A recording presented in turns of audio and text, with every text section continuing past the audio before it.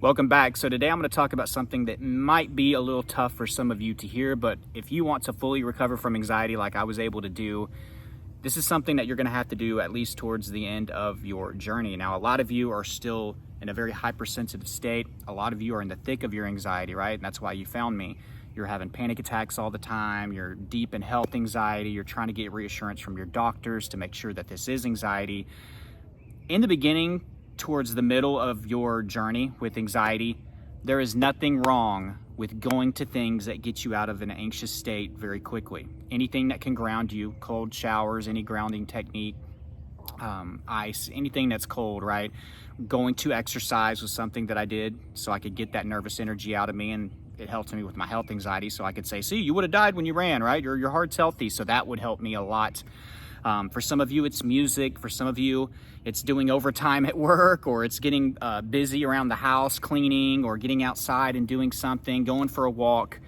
Anything that can take our focus away from our negative thoughts and our symptoms. There is nothing wrong with that in the beginning. You know, some people will say, like, you should never do that. You should never try. In the beginning, when things are really, really bad, we just want to know that there's something, right, that we have in our pocket that we can pull out whenever we have anxiety, and we can get away for a little bit or lessen it. That is something wonderful to have. But here's the tough part. This is the tough pill to swallow. Towards the end of your journey, there's going to have to be a point to where you don't run to these things. I still want these things to be in your life. Don't get me wrong, because once you do recover, you still have to live a stress preventative lifestyle. So you still need a morning routine where you exercise, or where you do your mindfulness, right? Or you wake up quickly, you hydrate. You visualize the day, you visualize your goals, you know, you break out that journal. All of these things are great. You can still do the cold showers, because we want to live a stress preventative lifestyle so this doesn't come back and get us whenever adversity hits.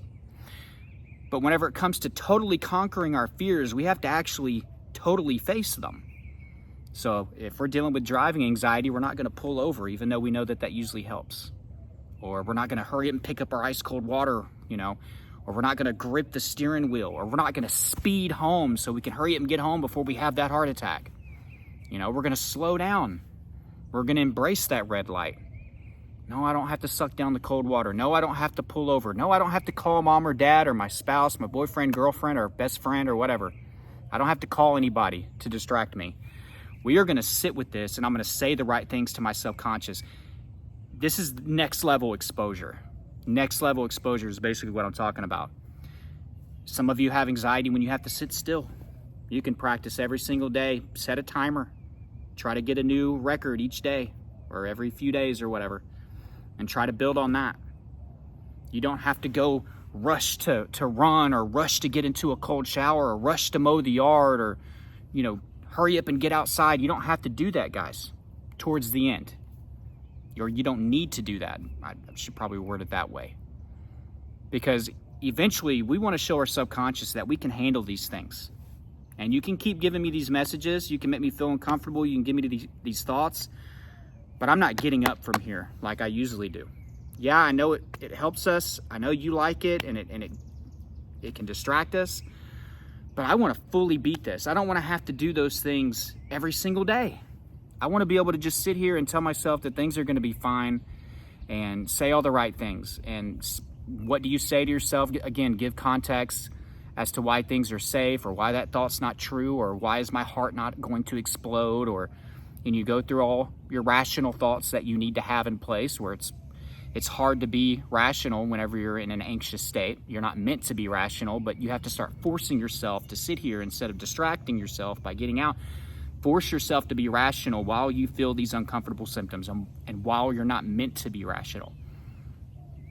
That's where you see the biggest gains. So hopefully this video helped. Guys, if you want more help with your anxiety recovery process, check out Elite Anxiety Bootcamp down below in the description. It's helping a lot of people be a part of that. Also, it's very, very affordable. We did that on purpose so a lot of people could get it and get some help, all right? My coaching information is down below as well. There's a link for online therapy. Try therapy out if you haven't. But hopefully this video was an eye-opener for some of you that are plateauing and you're trying to get to that full recovery. But I love you guys. I will talk to you soon. Keep fighting.